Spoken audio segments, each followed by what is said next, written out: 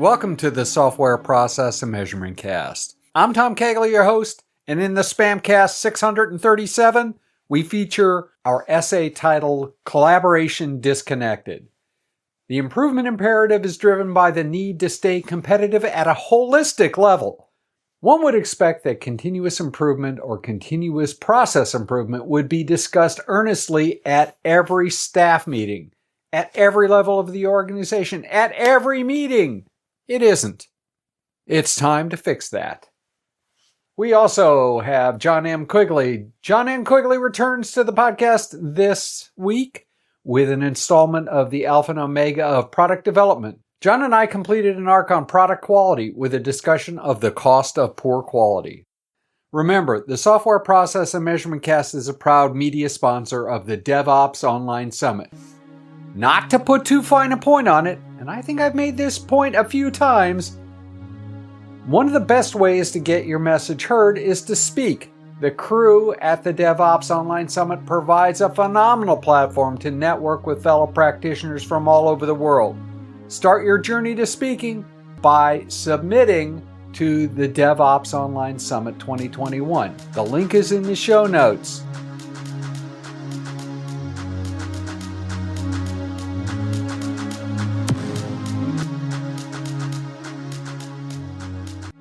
Continuous Process Improvement, Disconnected, Thomas M. Quigley Jr., Megan E. Quigley. The improvement imperative is driven by the need to stay competitive at a holistic level. One would expect that continuous improvement or continuous improvement will be discussed earnestly at every staff meeting, at every level of the organization, and at every meeting. However, interest in process improvement vacillates based on pressure on budgets.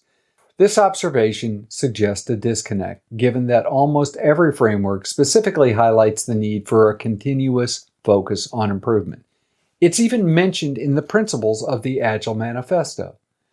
One of the causes of the disconnect is that frameworks tend to focus on a slice of the organization rather than the whole.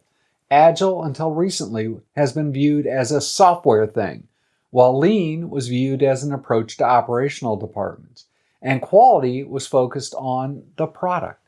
Improving a slice of the business rarely impacts the whole. To be effective, improvement has to be done in light of the overall system or value chain. Local optimization that does not translate into improved outcomes, a better product, or savings for the organization will do no one much good. Rick Hall, CEO of Aginity Corporation, interviewed on SPaMCAST 634, stated, "The art of analytics is based on innate curiosity and the ability to experiment. Finding structure and information in big data has parallels to finding improvements in the flow of work. Improving how work is done is rarely just a matter of reorganizing boxes on a flowchart, but rather a dance between people, finance, technology, information. Even a simple improvement can require complicated negotiations between teams." A few years ago, I watched a software team make changes that improved their cycle time, nearly cutting in half the time needed to design code and test changes. The changes then were transferred to an operations team for implementation, where they waited until that team had the bandwidth to deal with the changes. Local optimization did not translate to the overall system performing any better. Another reason for the disconnect between a call for continual improvement and actually continually surfacing problems and fixing them is corporate culture. Ryan Ripley and Todd Miller in Fixing Your Scrum, Practical Solutions to Common Scrum Problems. By the way, that will start in our Reread Saturday feature on February 13th, 2021. Note that a common issue that troubled teams face is not addressing small problems until they become large problems. At that point, they have to. Surfacing problems before they require heroics is branded as complaining or detracting from the focus needed to meet team goals. Learn from small problems and save the heroics for the movies. A third cause of the disconnect between the stated need to continuously improve and reality is the fear of experimentation. The idea of trying something new, evaluating the results, and then adapting fits with the Agile mantra of inspect and adapt. But this only works if an organization allows failure. I often hear leaders suggest that a negative outcome is only a failure if you fail to learn, only to find out that negative outcomes have influenced the learner's performance evaluation. Most process improvements are experiments that begin with a team creating a hypothesis, implementing changes, collecting data, evaluating results, and gaining knowledge. Done correctly, the team will prove, or in many cases disprove, the hypothesis. If change always works, something is fishy. Or you're not taking any risks, probably getting not very large gains either. Experimentation often disproves a hypothesis and sends teams back to the drawing board, hopefully wiser. By the way, if you're not wiser, then you really have failed. If nothing else, they will understand what not to try again.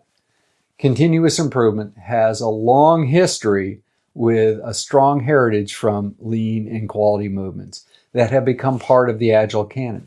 However, just saying that improvement is needed doesn't always translate into action. Translating words into action requires a bit of theory, some technique, courage, and elbow grease. Thoughts, comments, all welcome. Please feel free to reach out to us at spamcastinfo@gmail.com. Don't want to write an email? Feel free to call and leave a voice message at 01-440-668-5717. Or, barring that, you like to text? Same number. Text it. We look forward to the conversation.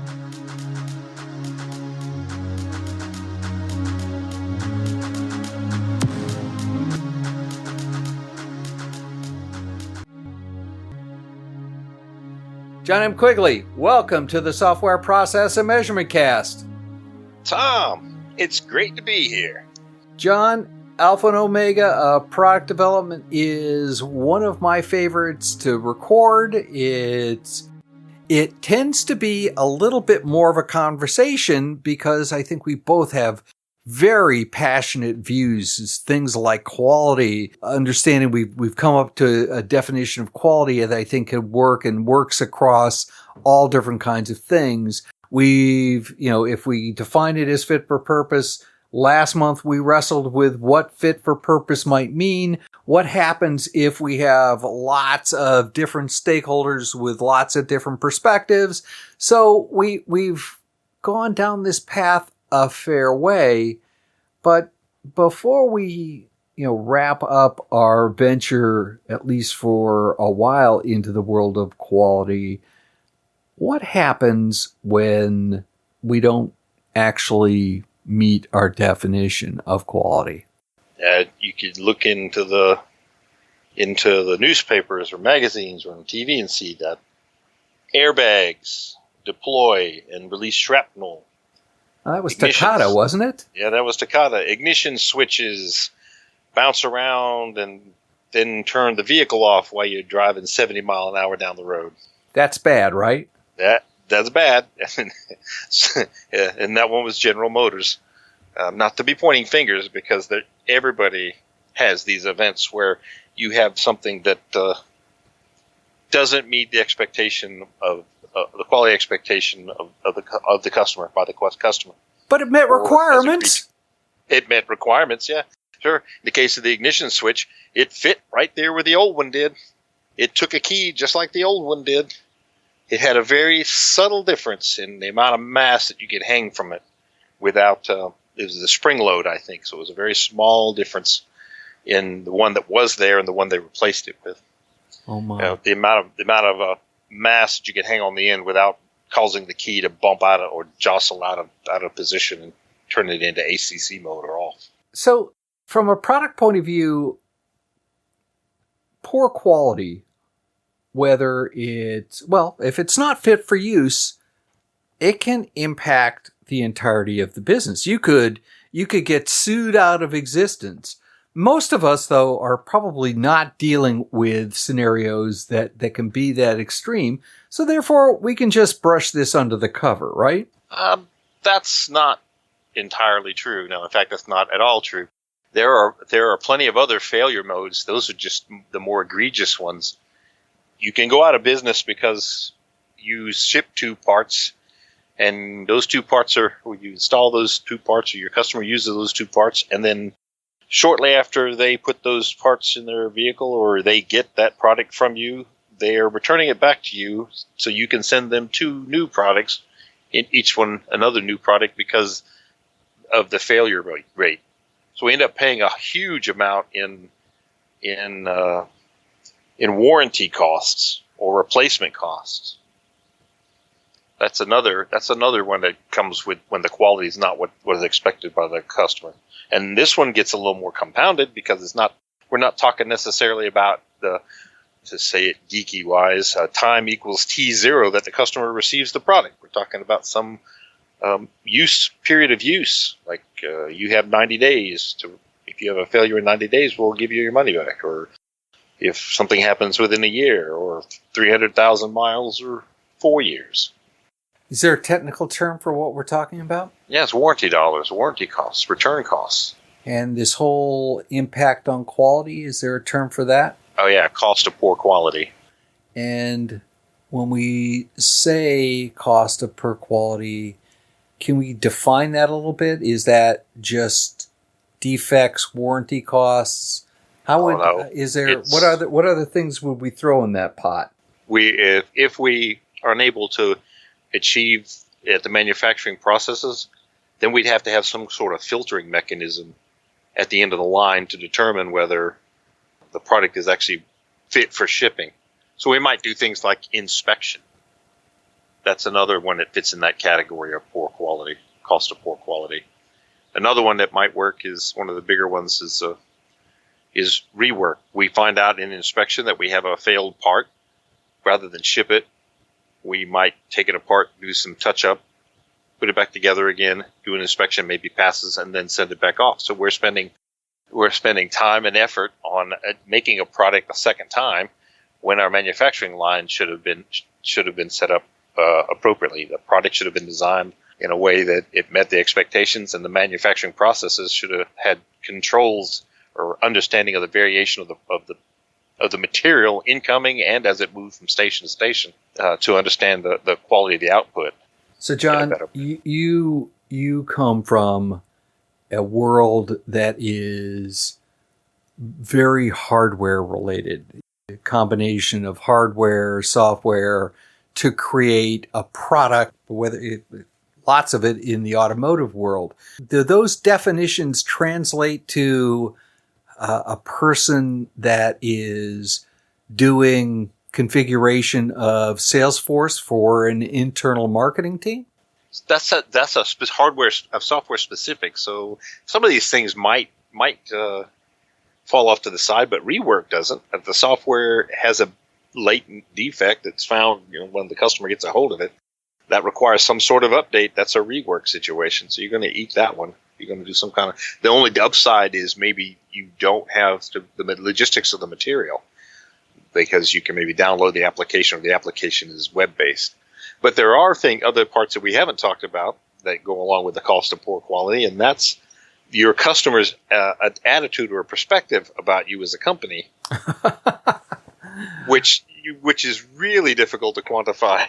Right, but if they stop buying it, that's a reflection, and that is cost of poor quality, right? So yeah, that's most definitely a cost of poor quality. Or if they stop buying it, or it comes time for them to think about a new system, and they go, I can maybe work with you guys, but there's another client over there, there's another supplier over there that I have no experience with, so maybe they're not terrible. That's where having a monopoly counts, right? That's where having a monopoly counts, yes. So yes.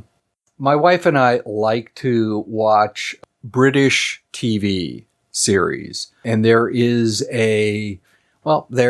at least one one primary streaming source for things like Midsummer Mysteries and things like that. Maybe we're not that, we might be a little bit boring in terms of our television, but we enjoy it, right? So the streaming service, the website, the interface is kludgy. It's not as good as Netflix, and it's not as good as Amazon Prime in terms of a streaming source. The quality level of the experience is lower. The content is still the content, and it's, the right content, and we can't get it anywhere else. So that comment about monopoly, or at least oligopolies, where you can lock up your product so that people can't get it somewhere else, that's for at least allow some organizations to lower the cost of quality, so to speak, and accept a higher level of poor quality without incurring at least market costs for a while at least. Right, until somebody else figures out how to make both to move you out of there. And they will do that. What does it say about you as a company, or about the company, if you have a relationship with the company for a decade and they're getting ready to do a new something, and they're looking at you and they're looking at some other company that they have no idea about, they've never done work with, and they seem to be mildly preferring the unknown as opposed to the known, which is you and the decade-long association. So that's a big tell right there. No, it is a huge tell. In today's more agile, let's do sprints, 1 to 2 week kind of sprints, how does the concept of cost of poor quality translate into the agile teams, whether they're Scrum, Kanban, XP, doesn't matter? How does that actually translate to the team level, do you think? The quick turns, that's in the hardware or embedded software. That was always the ideal, is to quickly get something out and learn something about that, whether you're learning from your client, your customer, or internal testing. So for me, the quick turns are part of understanding what giving that to the customer, understanding what they think good quality looks like in a way that doesn't require the rigor of precise articulation on a piece of paper or digital articulation via verbiage. So if I'm trying to say, they play with it and they tell you, I don't like how this works right here.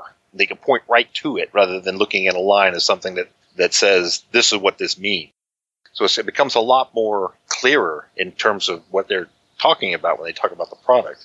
And that helps drive a clearer understanding of the quality that's expected, and quality in terms of attributes that maybe go beyond what is articulated in a, quote, spec. So I'll ask you the same question I did last month when we were talking about the definition of fit for purpose. If you were on an agile team, how do you keep track of the concept of cost of poor quality at a team level? What's the conversation that you're having on a day-to-day basis? I'm asking them, I would do thought experiments about the things that we propose to do to the product long before we start doing things to the product. Say more about that. That's an idea that I hadn't thought of. If you look at the downstream consequences in terms of what you know about the product, or that could be the process if you're changing the process, about follow that train of actions. If I do this, then what happens next? Then what happens after that? What may happen after that? So you're kind of exploring the depending results. We seem to be surprised by unintended consequences of the actions we take, and I think, at least in my experience, it suggests that those unintended consequences were probably had a good measure of predictability if we'd have stopped for a second and said, if this happens, what next was likely to happen or even possible to happen? And then make some experiment to see if that's true, if it turns out it's something that's damaging.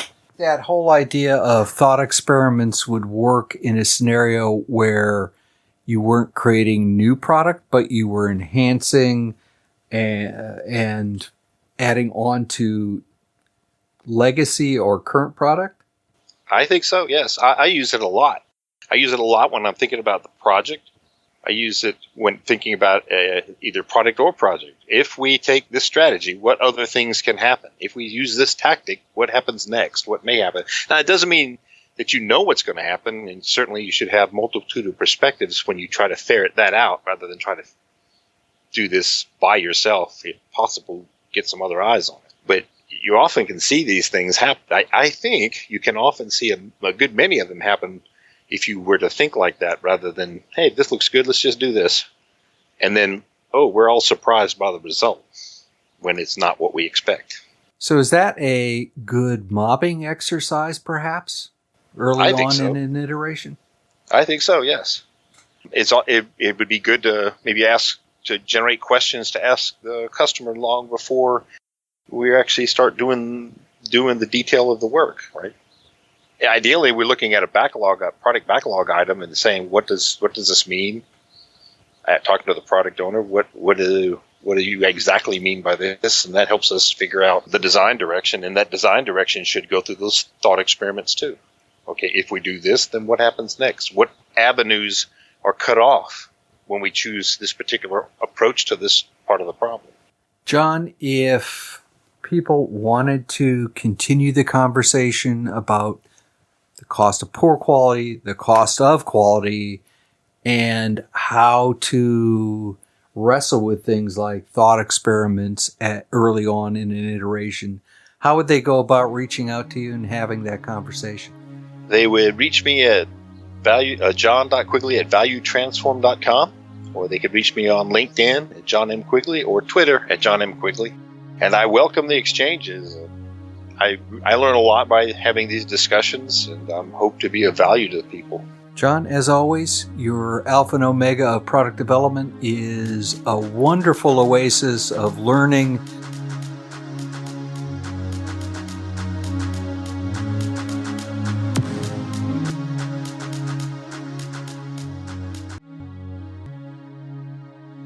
In Reread Saturday News, on November 28th, 2020, seems like a long time ago, 10 weeks as a matter of fact, we began the reread of Great Big Agile and OS for Agile Leaders by Jeff Dalton.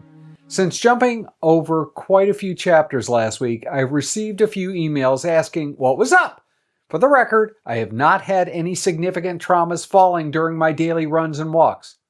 I was asked. I think that was tongue-in-cheek, though. During the reread, we primarily focused on the chapters that revolved around the Agile Performance Hierarchy, APH. I chose not to focus on the almost encyclopedic listing of techniques that is an important feature of the book, but not the most groundbreaking. The listing of techniques is useful even if not using Agile methods.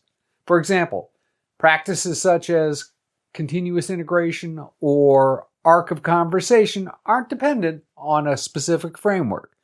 The APH, on the other hand, is a much broader, much deeper subject. That's why we tackled it during the reread.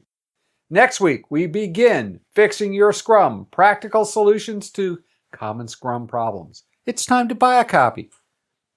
In the next podcast, I talked to Paul Clayson.